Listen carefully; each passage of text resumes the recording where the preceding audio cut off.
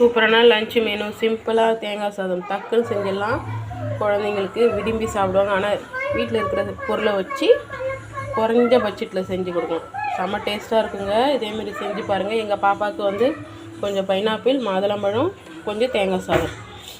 இப்போ பாப்பா கொஞ்சம் சாப்பிட்டு போகிறதுக்காக கொஞ்சம் வச்சுருக்கேன் பிளேட்டில்.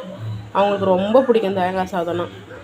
சரின்னு சொல்லிட்டு செஞ்சு கொடுத்தாச்சு. இதேமாரி நீங்களும் உங்கள் குழந்தைங்களுக்கு இதுமாரி செஞ்சு கொடுங்க. பாய்ங்க. நெக்ஸ்ட் வீடியோவில் பார்க்கலாம்.